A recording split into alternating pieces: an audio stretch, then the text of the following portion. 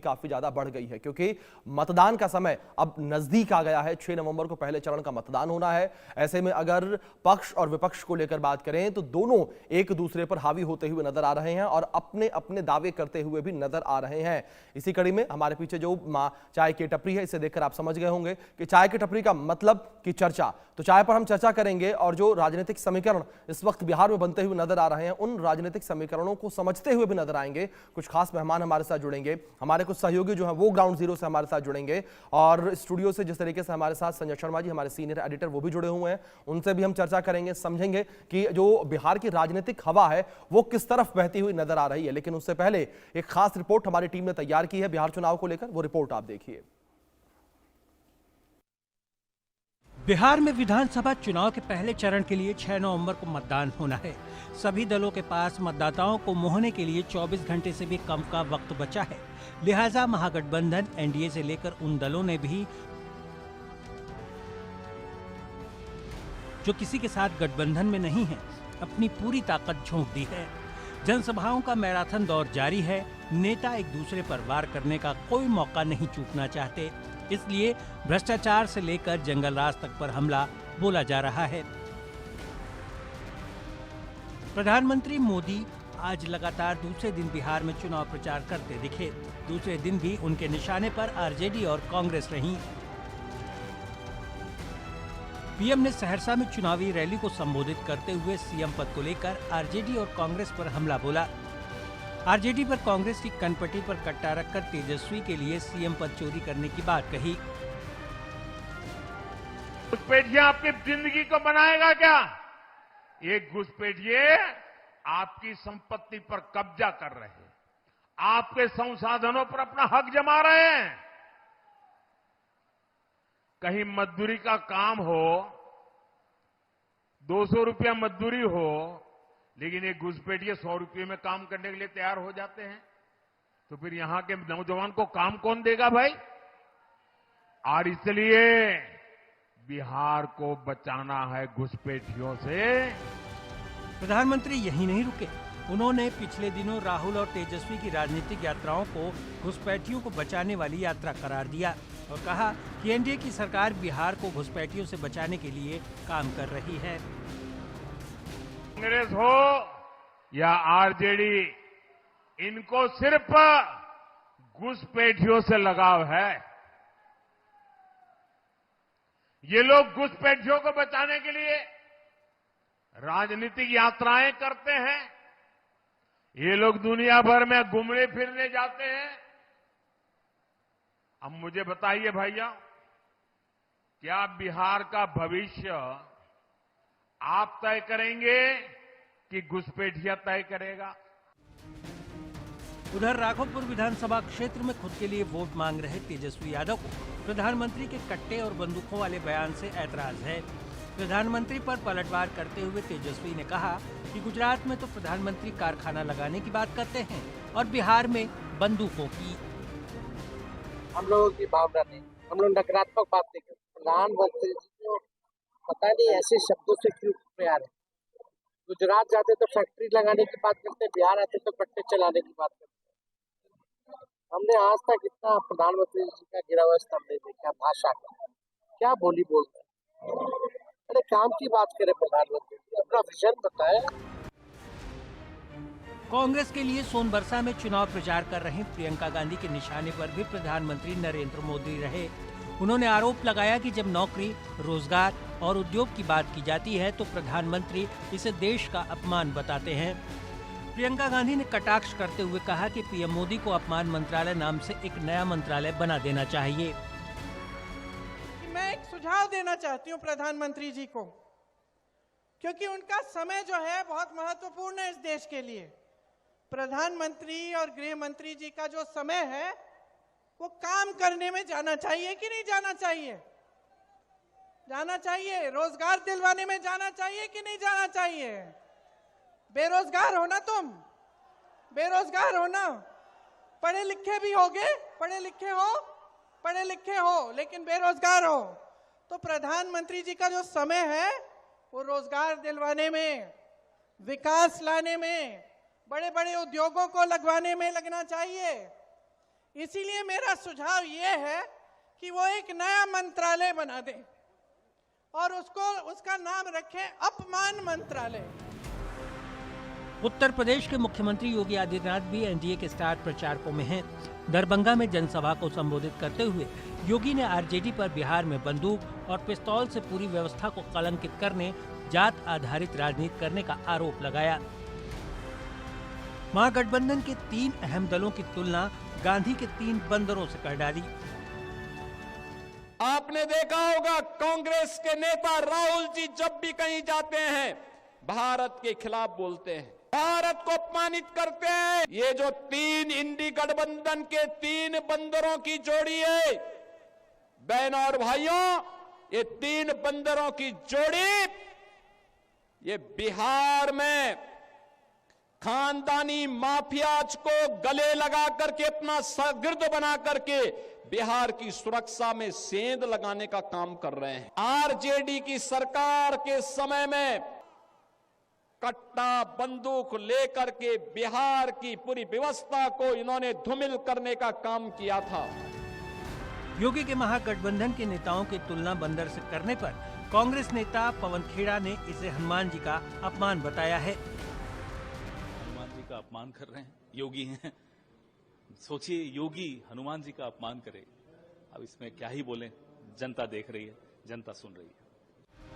उधर एआईएमआईएम के अध्यक्ष असदुद्दीन ओवैसी भी अपनी पार्टी के लिए जमकर चुनाव प्रचार में लगे हैं। ओवैसी के निशाने पर एनडीए भी है, महागठबंधन भी। बीजेपी और जेडीयू सरकार के कामों पर निशाना साधते हुए ओवैसी ने कहा कि उनका काम कहीं नहीं दिखता। आरजेडी और कांग्रेस पर हमला बोलते हुए कहा कि जब मल्लाह का बेटा डिप्टी सीएम बन सकता है तो फिर मोहम्मद का बेटा उप मुख्यमंत्री क्यों नहीं बन सकता। लालू यादव के बड़े बेटे तेज प्रताप यादव भी अपनी पार्टी जनशक्ति जनता दल के लिए चुनाव प्रचार में हैं। तेज प्रताप यादव एक ओर एनडीए पर निशाना साध रहे हैं तो दूसरी ओर राहुल गांधी के बेगूसराय में मछली पकड़ने पर अपने ही अंदाज में चुटकी ले रहे। राहुल गांधी का काम है मोटरसाइकिल चलाना, फटफटी चलाना, अब पॉल्यूशन फैलाना, अब मछलियां पकड़ते रह जाएंगे जिंदगी भर, और देश चला जाएगा अंधकार में। रोजगार का बात करेंगे, रोजगार मिल ही नहीं रहा है। तो मछली पकड़ रहे हैं तो पकड़ने दीजिए उनको मछली। आखिरी दौर में चुनाव प्रचार आक्रामक बनता जा रहा है। सत्ताधारी और विपक्षी दल खुलकर आरोप प्रत्यारोप में जुटे हैं। राहुल के तालाब में डुबकी लगाने, जलेबी छानने, मछली पकड़ने को लेकर तेज प्रताप कटाक्ष करते हैं और कहते हैं कि राहुल को राजनीति में आना ही नहीं चाहिए था।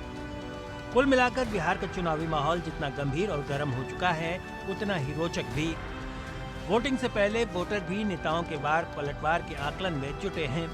Bureau report, India news.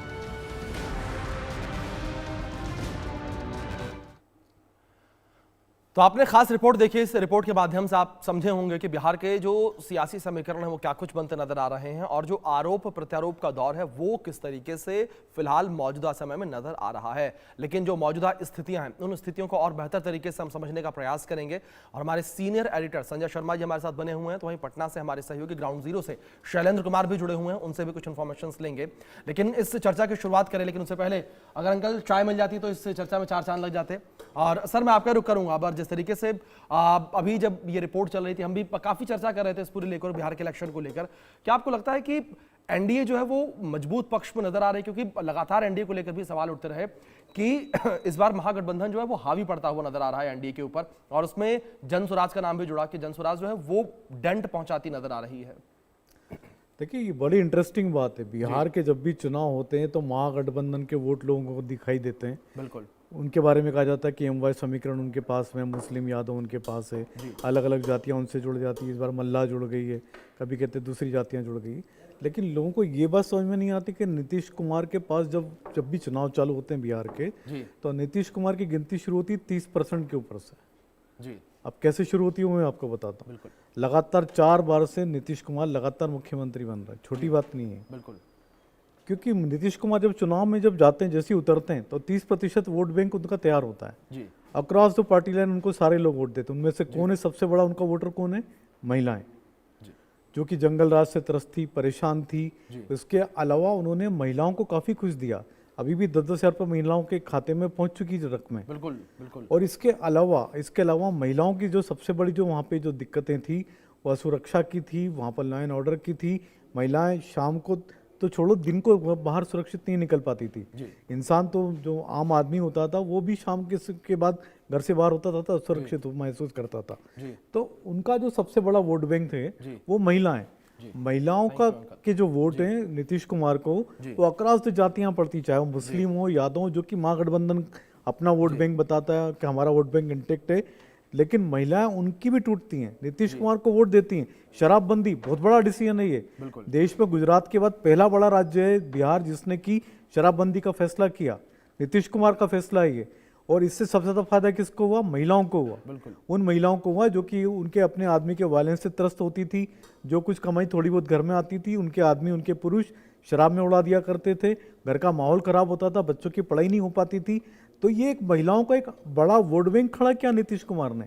इस पर लोगों का ध्यान नहीं, सब लोगों को ऐसा लगता है कि हमारे पास इतनी जाति है, हमारे पास इतने वोट हैं। नहीं भाई, नीतीश कुमार के पास अपना अलग वोट बैंक है। महिलाएं उनको अक्रॉस द जातियां, अक्रॉस द रिलीजन वोट करती हैं, मुस्लिम महिलाएं भी उनको वोट करती हैं। तो नीतीश कुमार 20 साल के बाद भी आज भी बेदाग घूम रहे हैं। ये सबसे बड़ी ताकत है एनडीए की। और साथ ही साथ एनडीए के साथ एक और प्लस पॉइंट आ गया है, प्रधानमंत्री नरेंद्र मोदी प्लस नीतीश कुमार, ये एक ऐसी जोड़ी है जिसका कोई जवाब नहीं है महागठबंधन के पास। जी बिल्कुल। अब सर जिस तरीके से आपने जिक्र किया कि महागठबंधन के पास इसका कोई भी जवाब नहीं है, लेकिन दूसरी ओर महागठबंधन जो है वो लगातार जो लॉ एंड ऑर्डर है उसको लेकर भी आरोप लगाता रहा। और जिस तरीके से आपने भी अगर विपक्ष की रैलियों को देखा, उसमें एक चीज सबसे ज्यादा वो लॉ एंड ऑर्डर को लेकर सवाल उठते रहे नीतीश कुमार के ऊपर। और जिस तरीके से आपने कहा, बिल्कुल ठीक कहा कि बेदाग है नीतीश कुमार, क्योंकि रैलियों में भी घोटालों की बात विपक्ष उस तरीके से नहीं कर पाता। एक जबरन वो विपक्ष में कुछ कहना है तो कहते हैं, लेकिन वो कॉन्फिडेंस जो है वो नजर नहीं आता। सर मैं लौटूंगा आपके पास और इस विषय को मैं आगे बढ़ाऊंगा, बातचीत करूंगा इस पे, लेकिन पटना से शैलेंद्र हमारे सहयोगी जुड़े हैं, उनका रुख करूंगा मैं। और शैलेंद्र, जिस तरीके से अगर बात यहां पर लॉ एंड ऑर्डर को लेकर हो रही है और राजनीतिक समीकरण जो बनते हुए नजर आ रहे हैं उसको लेकर हो रही है, अब केवल और केवल शैलेंद्र एक दिन का समय कह सकते हैं बचा हुआ, कल का दिन, उसके बाद परसों वोटिंग है। ऐसे में शैलेंद्र, ग्राउंड जीरो पर क्या स्थितियां बनी हुई नजर आ रही हैं? जो वोटर्स हैं क्या वो शांत बैठे हैं, अपना डिसीजन वो जब मतदान केंद्र होगा वहीं पर लेंगे, या आप कुछ कहते नजर आ रहे हैं, कुछ सरगर्मियां हैं, हलचल है? देखिए, वोटर साफ तौर पे है, वो अपना मन बना चुके हैं। जो पहले फेज के 121 सीटों के लिए चुनाव होना है, तो जाहिर सी बात है बिहार में जो चीज़ें होती हैं वो कास्ट कॉम्बिनेशन के आधार पे चलती हैं, यानी सीट बाई सीट चलती हैं। हर सीट का अलग समीकरण है, हर सीट पे अलग तरह से चीज़ें होती है। अगर मान लीजिए कोई हार्डकोर समर्थक है बीजेपी का, आरजेडी का या जेडीयू का, लेकिन उसके जाति का कोई दूसरा व्यक्ति खड़ा हो गया तो समर्थन वो नहीं देता है। यानी कि अपनी जातियों में ही वो लोग सिमटते हैं। और यही बिहार में एक विशेष हो रहा है कि भले ही कुछ होता रहे, 2015 का चुनाव देख लीजिए, 2020 का चुनाव देख लीजिए, जो कॉम्बिनेशन बना ले जाता है, यानी नीतीश कुमार इसीलिए जाने जाते हैं कि वो जिसके साथ रहते हैं उसी की सरकार बनती है। और यही वजह है कि चाहे जितने वादे किए जाएं, यानी कि सरकारी नौकरियों का वादा किया जाए, महिलाओं को 2500 देने का वादा किया जाए, वो सब चीज़ें होते हुए भी जब आप ग्राउंड जीरो पर जाते हैं, लोगों के बीच में जाते हैं, तो अपने हिसाब से बात करते हैं, वो अपने हिसाब से अपनी चीज़ें रखते हैं। तो ये कह सकते हैं कि जो बिहार में बहुत चीज़ें बदली नहीं हैं, भले ही कुछ जो स्विंग वोटर्स होते हैं 5% से 7% या 10% के आसपास, वही सरकार बनाते और बिगाड़ते हैं, और वही जो है इस बार भी चीज़ें चलेंगी। तो ये कह सकते हैं कि बिहार में अभी जो चीज़ें चल रही हैं वो अपने हिसाब से ही चल रही हैं, उनमें कोई बहुत बड़ा परिवर्तन नहीं है। उसमें कोई भी नेता आ जाए, चाहे कोई भी प्रचार कर ले, उसका कोई महत्व यहाँ नहीं है। और एक चीज़ और, अभी बिहार में जो चल रहा है वो सबसे बड़ा ये है, मोकामा की सीट है, 6 तारीख को वहाँ चुनाव होना है। और जिस तरह से अनंत सिंह की गिरफ्तारी हुई है, उसके बाद से पूरा माहौल बदला हुआ है। जो केंद्रीय मंत्री हैं ललन सिंह, उन्होंने मोर्चा संभाला है। और चूंकि मोकामा सीट की चर्चा जो है सबसे ज़्यादा हो रही है, 2 बाहुबली हैं, यानी कि सूरजभान और अनंत सिंह अपना प्रचार प्रसार कर रहे थे। सूरजभान की बात करें तो वो अपने हिसाब से, यानी माइंड गेम, वो माइंड गेम खेलने की बात पहले से भी कह रहे थे। और जिस तरह से पूरा घटनाक्रम हुआ, दुलार चंद यादव की हत्या हुई, और जब वो उनकी पत्नी यानी वीणा देवी नामांकन के लिए जा रही थी, उस समय लोगों ने नारेबाजी शुरू की। तो जो कहें कि सूरजभान सिंह हैं, उन्होंने मना किया कि नारा लगाने से कुछ नहीं होता है, हो हल्ला करने से कुछ नहीं होता। चुनाव जो है वो दिमाग का खेल है, दिमाग से काम करना है, दिमाग से चीजें करनी है। और अब जब उतरे हैं यानी ललन सिंह उतरे हैं, तो उन्होंने कल ये कहा है कि आनंद सिंह नहीं है, इसलिए मेरी जिम्मेदारी बढ़ गई है और आप लोग जो है अब मैं यहाँ यहीं रहूंगा। और हमने अब मोर्चा संभाल लिया है। और एक तरह से कहा कि दिमागी नेता के रूप में बिहार में अगर चर्चा होती है जेडीयू में किसी की, तो ललन सिंह हैं कि एक साथ चाहे 6 विधायक तोड़ना हो, 8 विधायक तोड़ना हो, एमएलसी तोड़ना हो, वो जेडीयू के लिए करते रहे हैं और बहुत शांत तरीके से करते रहे हैं। आरजेडी को उन्होंने कई बार तोड़ा है।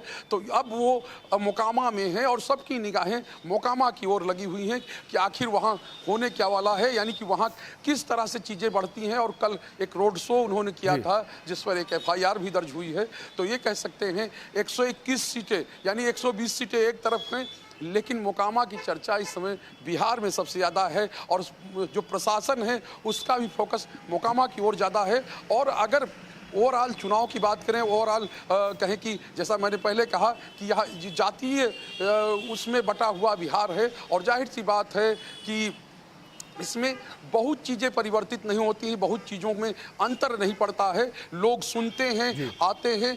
कल एक बड़ी इंटरेस्टिंग घटना हुई, वो घटना का जिक्र करना चाहेंगे। खेसारी लाल यादव यानी बड़े स्टार हैं और ये कहा जाता है कि ट्रेंडिंग स्टार हैं भोजपुरी की, वो चुनाव लड़ रहे हैं छपरा से। उनके पिता और उनके समर्थक प्रचार कर रहे हैं। एक सभा में वो लोग गए हुए थे तो उनका पॉकेट ही किसी ने मार दिया। तो वो कहते नजर आए कि लगता है ये सब वोट देने नहीं आए, पॉकेट मारने आए हैं। तो आप समझिए कि क्या स्थिति है चुनाव प्रचार में, ये भी रंग दिखते हैं। तो ये सब मतलब परिस्थितियां हैं। और साफ तौर पे है कि ये ऐसी ही चीज़ें, चूंकि बिहार को लेकर तमाम चीज़ें कही जाती, तमाम बातें कही जाती, और जब रिजल्ट आता है तो लगभग उसी के आसपास होता है।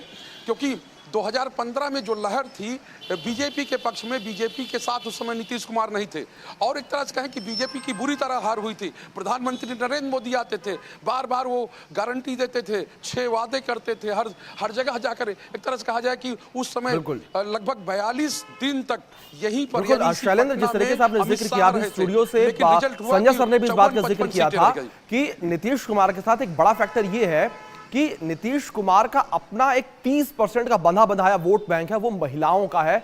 और शायद यही वो कारण है कि नीतीश कुमार जिस तरफ भी जाते हैं जीत उस तरफ होती है। शैलेंद्र, फिलहाल बहुत शुक्रिया आपका जुड़ने के लिए, इस पूरी बातचीत के लिए, इन्फॉर्मेशन के लिए। अब आगे बढ़ेंगे। संजय जी लगातार हमारे साथ बने हुए हैं और उनके साथ हम अपनी चर्चा जो है उसको आगे बढ़ाएंगे। संजय जी, लेकिन जिस तरीके से अभी हम सुशासन को लेकर बात कर रहे थे, लॉ एंड ऑर्डर को लेकर बात कर रहे थे, शैलेंद्र जी ने भी जिक्र किया मोकामा की घटना का। क्या आपको लगता है कि जो मोकामा की पूरी घटना हुई है, दुलार चंद यादव की जिस तरीके से हत्या की गई है, उसका असर वोटिंग वाले दिन बूथ पर देखने को मिलेगा? देखिए, मोकामा इस समय पूरे बिहार चुनाव में सबसे ऊपर से, जैसा हमारे सहयोगी बता रहे थे शैलेंद्र, सबसे ऊपर जरूर हो चुका है। लेकिन मोकामा में अनंत सिंह चुनाव लड़ रहे हैं। वहाँ पर ये कोई बिहार में कोई पहली बार ऐसा नहीं है, वहाँ पर हमेशा बाहुबली चुनाव लड़ते रहे। बिल्कुल बिल्कुल। चाहे शाहबुद्दीन की बात करें, चाहे सूरजभान की बात करें, अभी भी हम बात करें अनंत सिंह की, तो ये सारे वहाँ पर बड़े बाहुबली चुनाव लड़ते रहे। और वहाँ पर बिहार इसी बात के लिए जाना जाता था। बिहार में माफिया राज चलता था। बिहार में माफिया राज कितना खत्म हुआ ये जनता बताएगी, बिहार की जनता बताएगी।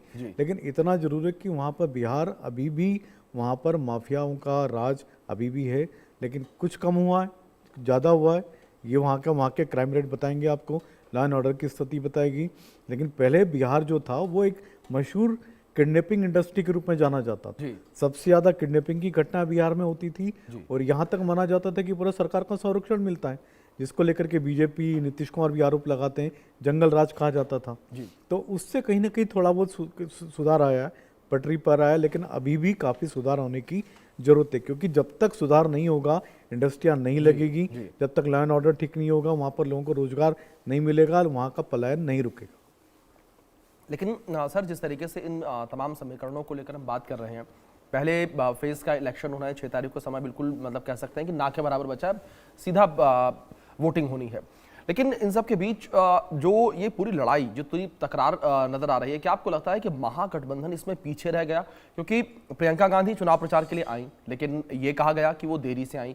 दूसरी ओर राहुल गांधी को लेकर भी कहा गया कि जब चुनाव का ऐलान हुआ तो करीब करीब 2 हफ्ते के बाद उसके राहुल गांधी पहली बार बिहार में आते हैं रैली करने के लिए, जनसभा करने के लिए। उससे पहले उन्होंने वो अलग बात है कि वोटर अधिकार यात्रा निकाली थी, 25 जिलों में वो घूमे थे, लगभग कह सकते हैं कि जो तमाम जिले हैं वो कंप्लीट कर लिए थे। लेकिन क्या सर आपको लगता है कि इस चीज का असर वोटर्स के ऊपर पड़ेगा कि उनका जो नेता है उनके बीच आया ही नहीं जब इलेक्शन अनाउंस हो गया उसके बाद? देखिए, 2 गठबंधन आपके सामने दिख रहे हैं, एक एनडीए का गठबंधन है, एक महागठबंधन जी। एनडीए का गठबंधन जिस तरह से केंद्र में भी है, राज्यों में भी है, ये लोग काम कर रहे हैं, सबको साथ में लेके चल रहे हैं, जो सबका साथ सबका विकास के बाद मोदी जी करते हैं जी। उसमें कितना, हालांकि कुछ मतभेद इनमें भी रहे होंगे, अभी भी टिकटें जिनको कम नहीं मिली है, सीटें कम मिली है, उनको आपस में अभी भी वो लोग संतुष्ट नहीं होंगे, नाराज होंगे वो, बिल्कुल। लेकिन आप महागठबंधन में देखें किस तरीके से वहाँ पर टिकटों को लेकर के, सीटों को लेकर के जिस तरह से जुतम पेजार थी, राहुल गांधी नहीं आ रहे, बात नहीं कर रहे हैं, तेजस्वी यादव जब दिल्ली आ रहे तो राहुल गांधी मिल नहीं रहे, ये 15 दिन तक चुनाव प्रचार में नहीं उतरते हैं, तेजस्वी यादव का नाम अनाउंस नहीं हो रहा, तेजस्वी यादव घर से बाहर नहीं निकल रहे हैं जी। कि जब तक मेरा नाम अनाउंस नहीं होगा मैं नहीं जाऊंगा जी। तो आप देख रहे, ये शुरुआती इन्होंने जिस तरीके से की है, इनके आपस में जितने मतभेद हैं वो साफ नजर आ रहे हैं, और ये खाली हम ही को नजर नहीं आ रहा है, ये बिहार की जनता को भी साफ दिखाई दे रही। तो पहले दिन से महागठबंधन इस लड़ाई में पिछड़ चुका था। जी सर, दूसरी ओर जिस तरीके से जिस बात का आपने जिक्र किया, जिस मतभेद का आपने जिक्र किया, इसी मतभेद को थोड़ा सा आगे बढ़ाऊंगा मैं। 256 सीटों पर अगर मैं सही हूं तो उम्मीदवार उतारे हैं महागठबंधन ने, और बिहार की जो सीटें हैं टोटल वो 243 हैं। तो क्या इस चीज का इंपैक्ट भी जनता के ऊपर जाएगा कि जिस संगठन के अंदर, जिस गठबंधन के अंदर आपस में सहमति नहीं बन पा रही, तो क्या ये सरकार बनाने के बाद हम लोगों के लिए काम कर पाएंगे? ये तो पहले दिन से दिखाई दे रहा है। तेजस्वी यादव की नाम की घोषणा करने में कितना समय लगा है, बिल्कुल। फिर एक डिप्टी सीएम की घोषणा करी, तो फिर ये हुआ कि एक डिप्टी सीएम मुस्लिम क्यों नहीं है, उसको लेकर के फिर अलग तरह के बयान जारी हुए कि नहीं हम भी अपनी तरफ से मुस्लिम कैंडिडेट को डिप्टी सीएम बनाएंगे। तो वहां पर इतने ज्यादा मतभेद है, मतभेदों के बावजूद सिर्फ इसलिए इकट्ठे हुए हैं वो क्योंकि उनको बीजेपी एनडीए को रोकना है सत्ता में आने से, तो ये मजबूरी में बना हुआ गठबंधन है। तो ये इस गठबंधन और एनडीए का गठबंधन, एनडीए के गठबंधन में आपने देखा मतभेद थे, सीटें कम मिली, असंतुष्ट थे लोग, नाराज थे, लेकिन एक ही दिन में सारी सीटें ठीक हुई। बिल्कुल। लेकिन दूसरी ओर जिस तरीके से सीएम फेस को लेकर बात करें तो एनडीए के ऊपर भी ये सीएम फेस वाले आरोप लगते नजर आए कि खुलकर बिल्कुल क्लियरली ये नहीं कहा गया कि हम नीतीश कुमार के चेहरे पर चुनाव लड़ रहे हैं। लेकिन हाँ, एक रैली में गृह मंत्री अमित शाह ने जरूर इस बात का जिक्र किया था कि हमें चेहरे की जरूरत नहीं है, हमारे पास चेहरा है। उसमें कहा गया कि हिंट मतलब उन्होंने दे दिया कि नीतीश कुमार के चेहरे पर हम चुनाव लड़ रहे हैं, लेकिन ऑफिशियली उन्होंने कोई अनाउंस नहीं किया। तो अगर जैसे मैनिफेस्टो को लेकर बात करें तो वहां पर भी फ्रंट पेज पर नीतीश कुमार नजर नहीं आए, तो इसको लेकर भी सर जाहिर तौर पर विपक्ष इस पर भी राजनीति करता नजर आया। देखिए, विपक्ष चाहे राजनीति करे जी, चुनाव सिर्फ एक चेहरे पे हो रहे हैं वहां पर, वो चेहरा है नीतीश कुमार का, और पहले दिन से नीतीश कुमार के नेतृत्व में पूरा एनडीए एकजुट होकर के चुनाव लड़ रहा है। जी। अगला सीएम कौन होगा इसके बारे में भी अब कहा जा रहा है कि नीतीश कुमार ही होंगे। मैं आपको, लेकिन इसके पीछे की जो राजनीति, जो पर्दे के पीछे जो कहानी होती है वही मैं बता रहा हूँ। अगर कभी एनडीए के पास बहुमत आता तो उनके पास चाहे बीजेपी की सीटें ज्यादा हैं, तब भी उनके पास नीतीश कुमार के अलावा कोई अल्टरनेट नहीं है। मैंने आपको भी अभी थोड़ी देर पहले ये बताया, बिल्कुल, बिल्कुल। नीतीश कुमार का अपना वोट बैंक है, वो एक अलग चीज, उसको आप छोड़ दें। लोकसभा में अगर नरेंद्र मोदी की सरकार जो केंद्र में टिकी हुई है तो उस पर 2 बैसाखियां उसके पास, एक बैसाखी टीडीपी की है, दूसरी बैसाखी जेडीयू की है। नीतीश कुमार को किसी भी तरीके से नाराज नहीं कर सकते, केंद्र की राजनीति को भी ध्यान में रख के, राज्य की राजनीति को भी ध्यान में रख के। नीतीश कुमार के अलावा कोई विकल्प है ही नहीं, नीतीश कुमार को ही बनाना पड़ेगा। बिल्कुल। अगर एनडीए की सरकार बनती तो नीतीश कुमार ही सीएम बने। और मैं आपको फिर इस बार में मैंने जो थोड़ा बिहार के बारे में जाना है, इस बार नीतीश कुमार की सीटें भी बढ़ती नजर आ रही। जेडीयू का प्रदर्शन जितना पिछली बार खराब था, इस बार उससे काफी बेहतर होगा, अच्छा करेगी जेडीयू, क्योंकि पिछली बार लोक जनशक्ति पार्टी चिराग पासवान ने लगभग 85 सीटों पर उनके खिलाफ कैंडिडेट उतारे।